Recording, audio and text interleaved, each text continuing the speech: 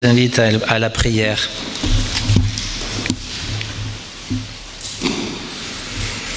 Seigneur, nous voulons être entre tes mains, comme l'argile dans les mains du potier. Donne-nous ton esprit, ouvre nos cœurs et que ta parole nous façonne à l'image de ton Fils Jésus-Christ, notre Seigneur. Amen. Et nous lirons dans le livre de Jérémie, toujours, au chapitre 18, versets 1 à 17.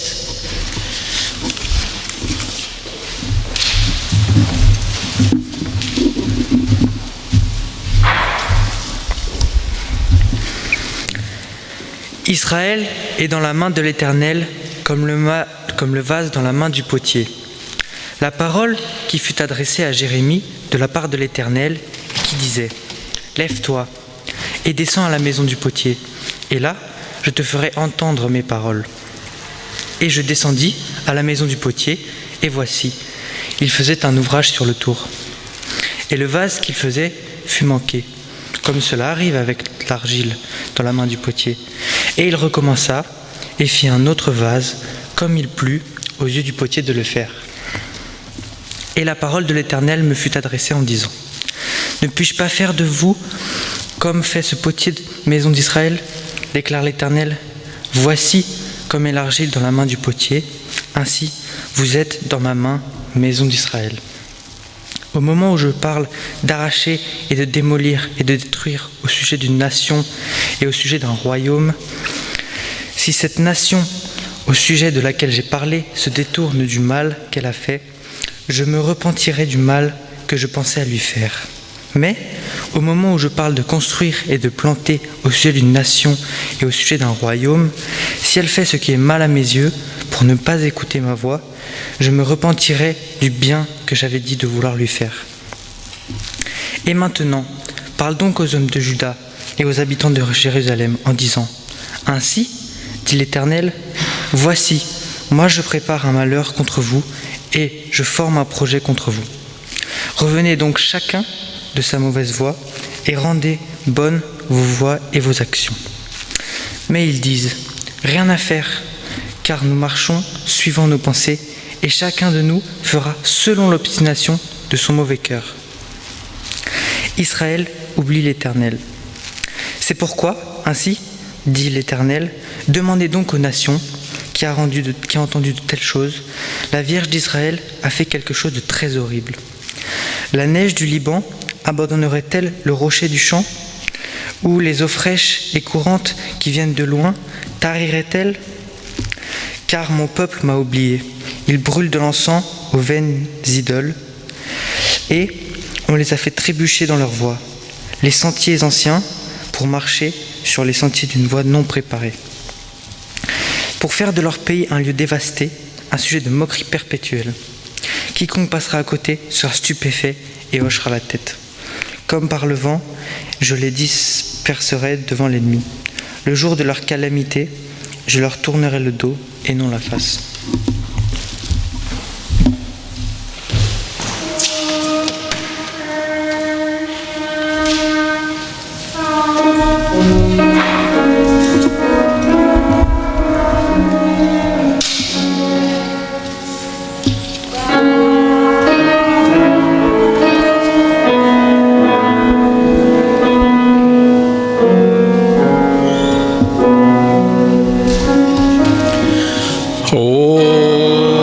Seigneur, sanctifie-nous par ta vérité. Ta parole est vérité.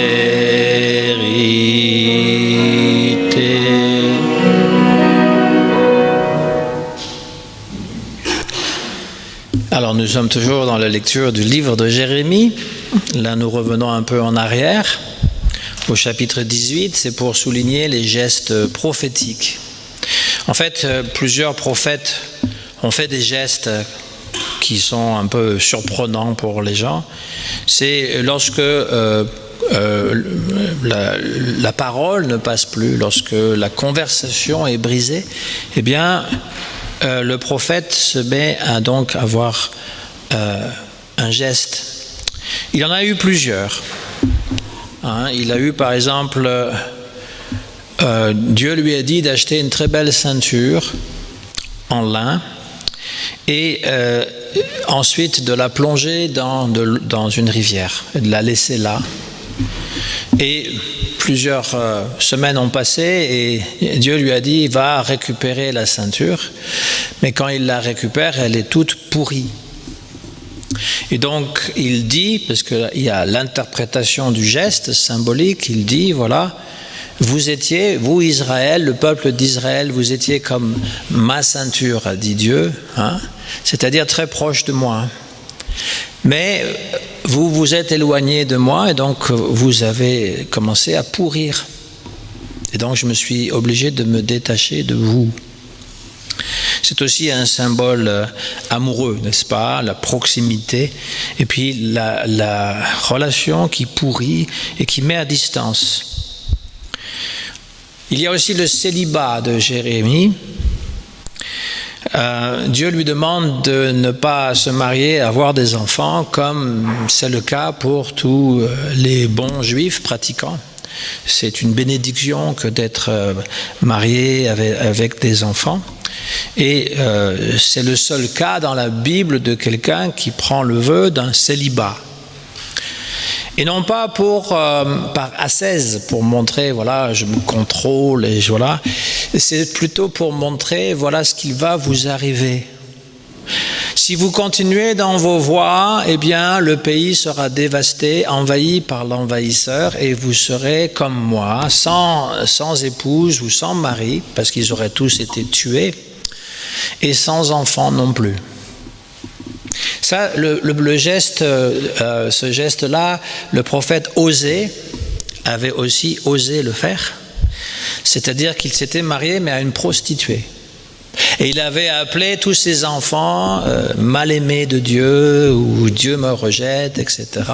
Ce qui n'est pas très sympa pour les enfants, mais bon. Il avait porté dans sa vie, dans son corps, le message de Dieu. Vous étiez marié avec Dieu, vous vous êtes prostitué avec d'autres dieux, avec un petit D et un X à la fin, qui ne pourront pas vous aider.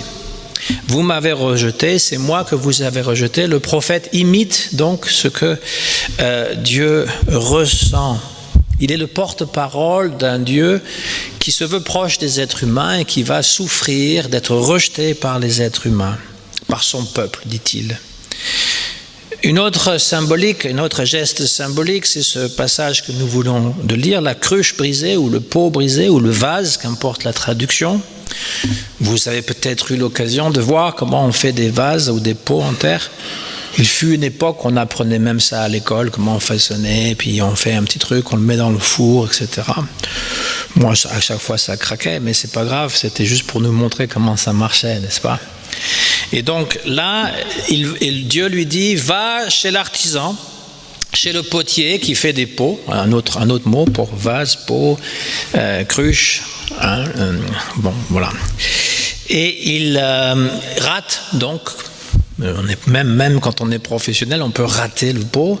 Et donc, qu'est-ce que fait le potier? Il le met de côté, il en prend un autre, il en fait un autre. Et donc,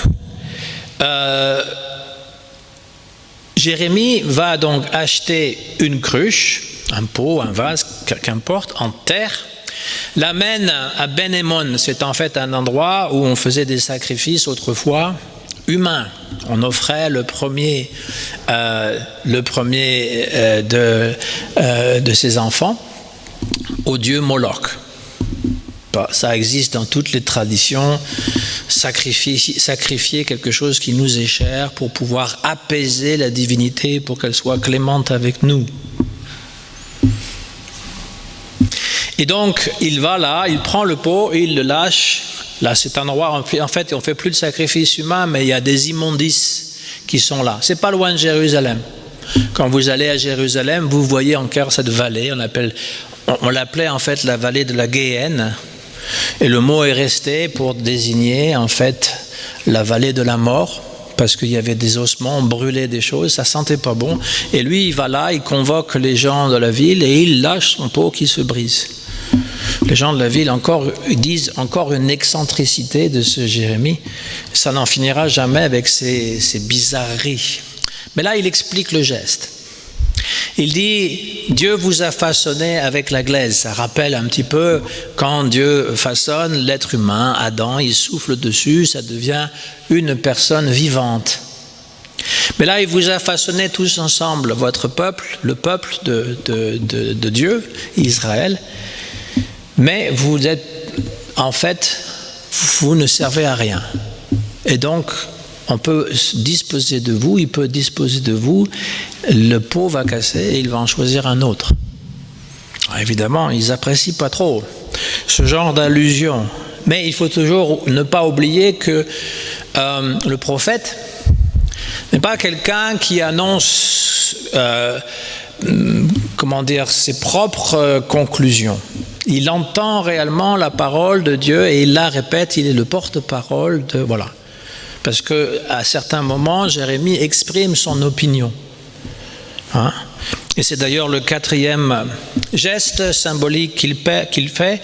Lorsqu'il voit que Jérusalem va tomber, il va porter un joug sur le dos et il va expliquer à ceux qui rigolent et au roi notamment, accepter le joug de l'étranger.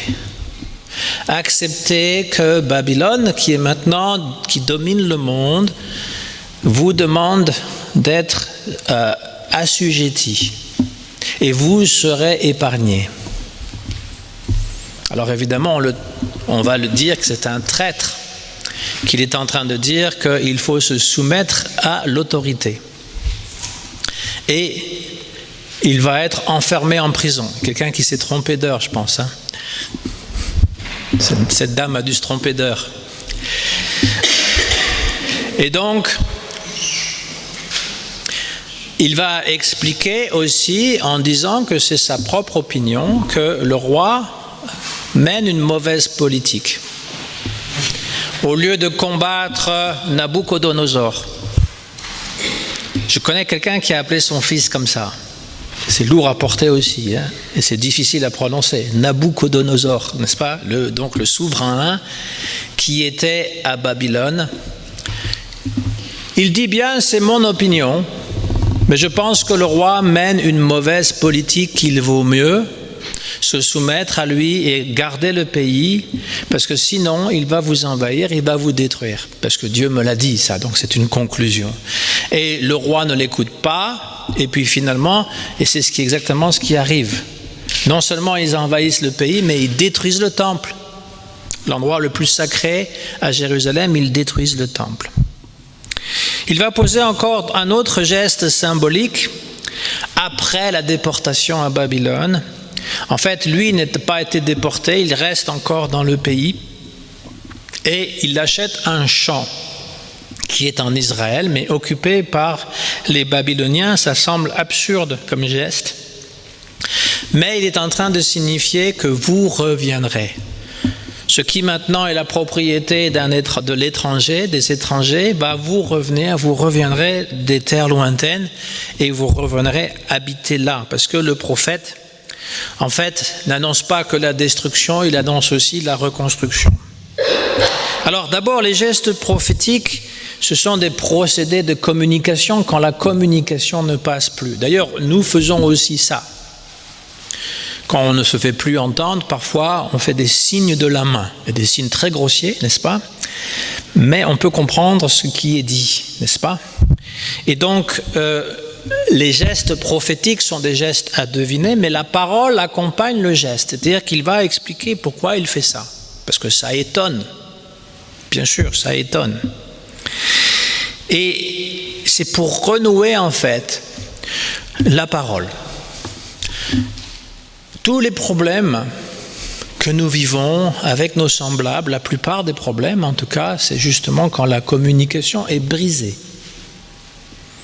Et il faut pouvoir rétablir cette parole pour qu'on puisse à nouveau s'entendre, n'est-ce pas? Le verbe entendre, c'est entendre, mais c'est aussi se comprendre. Et la communication, c'est pas juste échanger des paroles. Je ne sais pas si vous écoutez encore la télévision, surtout les débats, quand tout le monde parle en même temps et se traite de noms d'oiseaux. Je veux dire, on n'entend pas la parole. C'est pas ça, communiquer. Communiquer, c'est être capable de répéter ce que l'autre a dit pour montrer qu'on a compris ce qu'il a dit. Ça ne veut pas dire qu'on est d'accord, mais ça veut dire qu'on a entendu ce qu'il a dit. Et ensuite qu'on puisse être entendu à notre tour. Voilà. La communication doit être rétablie. Jérémie aussi va citer aussi des paraboles qui viennent de la part de Dieu. Dieu dit, il s'adresse au peuple. Le peuple est adressé au singulier. C'est Israël, c'est Jacob, mais c'est en fait tout le peuple. Je t'ai donné un pays de délices, un héritage, le plus bel ornement des nations, c'est-à-dire le pays. Je disais, tu m'appelleras Père, et tu ne te détourneras pas de moi. Mais comme une femme est infidèle à son amant, ainsi vous m'avez été infidèle. Une voix se fait entendre. Ce sont les pleurs des enfants d'Israël qui ont oublié leur Dieu. Revenez, enfants rebelles, et je vous pardonnerai vos infidélités. Ici, il y a deux métaphores qui sont utilisées. Une métaphore qu'on peut dire filiale. Dieu est appelé Père. Et comme dans la parabole que Jésus cite, la parabole de l'enfant prodigue, eh bien, il y a un qui s'est éloigné et qui doit revenir et il sera parfaitement pardonné par le Père. Mais il lui a été infidèle. Et l'autre métaphore est une métaphore nuptiale, donc conjugale, la femme infidèle, donc encore comme le prophète Osée. D'ailleurs, Jérémie s'est inspiré du prophète qui était venu avant lui. La douleur du fils repenti, la femme infidèle, ce sont deux métaphores qui désignent en fait la relation brisée avec Dieu et la nécessité de rétablir le dialogue. Parce que le prophète n'est pas là pour annoncer des catastrophes, c'est pas ça. Même l'Apocalypse, écrit par Jean, n'est pas là pour annoncer des catastrophes qui vont se réaliser. À plus forte raison, quelqu'un qui aurait écrit ça il y a 2000 ans pour que les prophéties se réalisent seulement aujourd'hui. Si vous y réfléchissez un peu, c'est absurde. C'est absurde qu'on ait pu écrire quelque chose qui ne concernait pas les êtres qui vivaient à l'époque et qui concernerait des gens dans le futur. Mais ces paraboles ou ces images sont fortes, elles impriment, elles viennent, choquer ou bouleverser notre imaginaire. Et comme nous disons, oui, mais il y a des choses semblables qui se passent, nous pensons qu'il s'adresse pour nous aujourd'hui. Bien sûr, le texte biblique s'adresse toujours pour nous, pour aujourd'hui. Mais les catastrophes sont évitables. Jérémie ne dit pas « nous allons dans le mur ». Nous avons franchi le cap selon lequel les scientifiques disent si on ne fait pas quelque chose tout de suite, finalement ce sera trop tard pour la pollution de la planète et ce sera trop tard. Eux, ils annoncent des catastrophes inévitables. Quand j'avais 14-15 ans, on m'annonçait de façon inévitable qu'il y aurait une guerre nucléaire entre les États-Unis et l'URSS. C'était indiscutable. Ben oui, parce que l'adolescent que j'étais, c'était juste un petit con. Bon, on ne le disait pas comme ça, mais c'est bien comme ça qu'on me faisait sentir, qui ne comprenait rien au monde des adultes, qui donc nous souhaitait une bonne guerre. D'ailleurs, ils disaient ça, les jeunes, ça leur prendrait une bonne guerre. C'est gentil de souhaiter ça à des jeunes. Et on nous expliquait qu'il valait mieux mourir sur le coup. Parce que la radioactivité vous enlèverait toute votre peau, les cheveux tomberaient, etc. Enfin, ils ont même fait un film à la fin des années 70 qui s'appelait Le jour après. Et j'ai connu des profs qui ont montré ça à leurs élèves. Et même une prof qui m'a dit qu'elle avait une élève de 15 ans, 16 ans qui s'est trouvée mal durant le film. Ben, tu m'étonnes. Ça ne s'est pas passé. Ça ne s'est pas produit. Alors j'entends les petits malins qui me disent ça peut toujours se produire. Oui, justement, ça peut. Mais arrêtez de dire des certitudes. Vous ne savez pas qu'est-ce que sera le lendemain. On ne peut pas savoir. Mais si vous voulez enseigner vos enfants, vous avez plutôt intérêt à leur donner des choses positives que de toujours leur décrire un monde qui est de plus en plus noir et dont on a contribué largement à noircir. Et donc, la catastrophe est toujours évitable. Ça, c'est le message prophétique. Ceux qui ne font qu'annoncer des catastrophes, ou l'inverse, d'autres prophètes annoncent que tout va bien. Il n'y a absolument rien à faire, tout va bien. C'est aussi les faux prophètes conseillers du roi vont fourvoyer la population. Mais Jérémie n'est pas dans ce cadre-là. Il dit, si vous vous convertissez, si vous retournez à Dieu, eh bien cette catastrophe pourra être évitée. Et il met en parallèle ce que sont les deux attributs les plus importants de Dieu, du Dieu de la Bible en tout cas, ou du Dieu du monothéisme, c'est-à-dire la justice d'un côté et la miséricorde de l'autre. Parce que même dans un pays, un gouvernement qui ne fonctionne que par la justice, la loi et l'ordre, c'est un gouvernement qui tend vers la dictature, avec un despote. Un gouvernement qui ne gouverne que par la miséricorde, la bonté, on libère tous les pédophiles, tous les tueurs en série, c'est un gouvernement qui va vers la catastrophe, le chaos, chaotique. De la même manière, Dieu, s'il était juste miséricordieux, eh bien, il n'y aurait absolument aucun effort pour aucun d'entre nous à faire pour devenir moralement bon.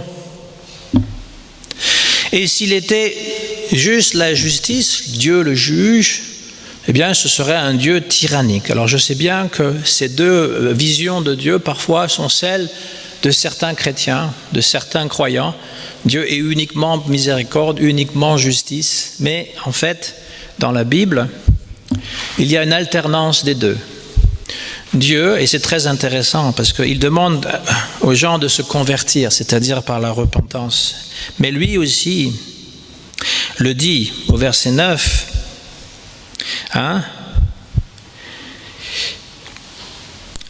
Il dit, je peux me repentir du bien que j'avais voulu lui faire.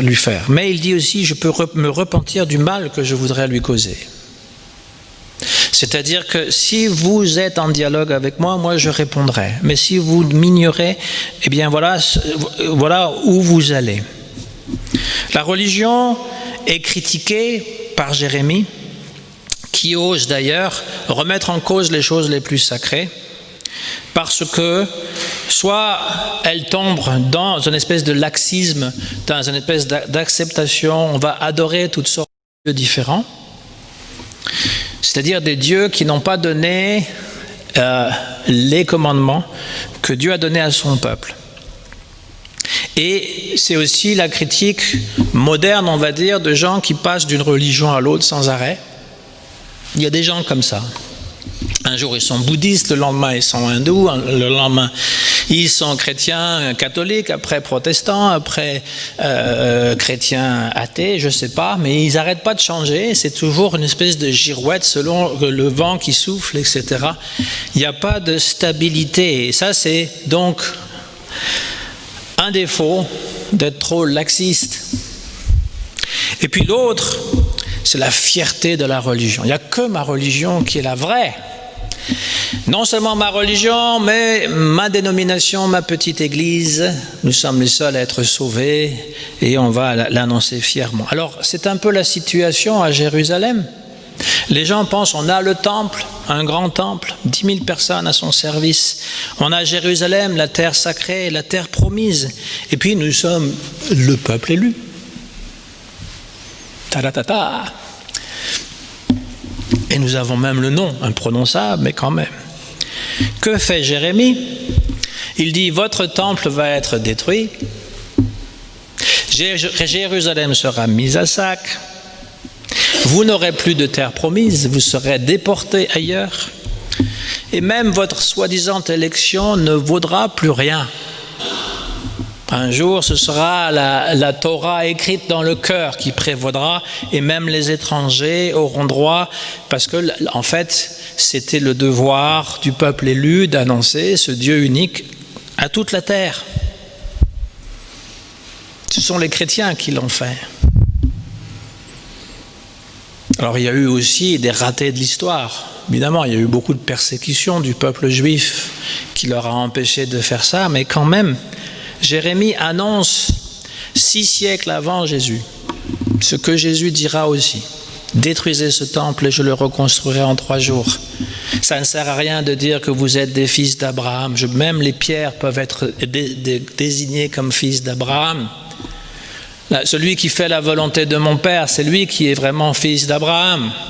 Et votre loi sacrée, elle aussi ne vaut rien si vous ne respectez pas les codes de justice, de miséricorde que Dieu a donnés. Donc la foi peut être orthodoxe mais inopérante, car dénuée de pratiques conformes à la volonté de Dieu. Jérémie a prophétisé au nord pour la consolation de ceux qui étaient déjà déportés. Il a prophétisé au sud à Jérusalem en annonçant la destruction du temple et la déportation à Babylone. Et donc, Jésus aussi a fait la même chose. Jésus, en fait, s'identifie beaucoup à Jérémie. C'est le côté positif du message, on va dire. Le prophète est un prophète de malheur, comme on dit. Il annonce toujours des catastrophes. Mais si nous revenons au texte du potier, où il est dit que le potier façonne avec de la glaise un pot, un vase, voilà. Nous aussi, nous pouvons nous laisser façonner notre vie par le potier. Et ne nous décourageons pas si finalement le vase n'est pas parfait dès le début, parce qu'il peut recommencer. Et nous pouvons nous laisser balayer, et voilà. Alors peut-être c'est pas toujours confortable de se faire masser, oui peut-être.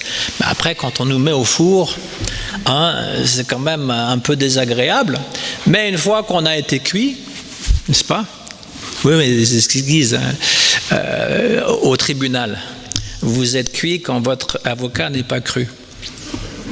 Ah ben oui, tout à fait. Et donc une fois qu'on est cuit, après il peut faire aussi des jolis dessins. Et vous allez avoir un usage, ça sert à quelque chose, un pot, une cruche, un vase, ça sert à quelque chose. Et donc c'est toujours possible, il ne faut pas se décourager. Si notre vie n'est pas parfaite, il ne faut pas se décourager. Et cette préfiguration de Jésus, donc dénoncer l'injustice, parler de la destruction du temple, mais en même temps ne pas être écouté, parce que Jésus n'a pas été écouté, d'être arrêté, mis en prison, et d'ailleurs même à un moment donné, ils veulent tuer Jérémie. Ils disent à mort Jérémie, mais il est sauvé in extremis. Et cette nouvelle alliance dont on parlait la dernière fois, ça c'est toute notre espérance. Même quand l'espoir n'est plus là, l'espérance peut toujours être là. L'espérance c'est basé sur une promesse. Dieu nous a dit, je vous aime. Il dit à Jérémie, je t'ai choisi avant même que tu naisses. Je t'ai choisi pour cette mission avant même que tu naisses. Et nous, eh bien, il dit, j'ai écrit votre nom à l'intérieur de ma main. Il a une grande main, donc il y a beaucoup de noms. Et ça, c'est le miracle. Essayez d'imaginer un peu combien d'êtres humains il y a eu sur la Terre. Déjà, il y en a plus 6-7 milliards, mais dans le temps, combien de milliards de personnes ont été là? Et si vous considérez le petit point, le petit caillou perdu dans l'univers qui est la Terre, entouré par des milliers, des milliards d'étoiles et de planètes, et vous dites, Dieu se soucie de moi qui ne vis combien de temps? 80, 90 ans? Il y en a qui disent jusqu'à 100 ans, mais alors avec combien de difficultés? Mais c'est infiniment minuscule. Et Dieu se souvient de toi. Toi en particulier, avec ton nom, avec tes attitudes, avec toutes ces choses-là. N'est-ce pas extraordinaire? Dans l'immensité du temps, dans l'immensité de l'espace, Nous, insignifiants, il se soucie de nous, il sait exactement ce que nous ressentons et il nous écoute. Il a vraiment une grande oreille aussi. Et c'est la certitude que Jésus nous donne. Il est vraiment le Père qui écoute tous ses enfants et nous sommes connectés avec lui. Ça, c'est la bonne nouvelle. Et ça, on devrait plutôt s'en réjouir. Les catastrophes, il y en aura toujours. Il y a juste à allumer le poste de télévision, c'est tout ce qu'ils annoncent de toute façon. Il y en aura toujours. Mais notre vie précieuse au nom de Dieu, aux yeux de Dieu, ça, c'est vraiment important. Et tous ceux que nous rencontrons sur notre route, les gens qui auront pu illuminer la journée ou notre vie et que nous pouvons aussi aider, ça aussi, c'est, même si ça paraît insignifiant dans l'infini, mais c'est très très précieux. Au nom du Christ, Amen.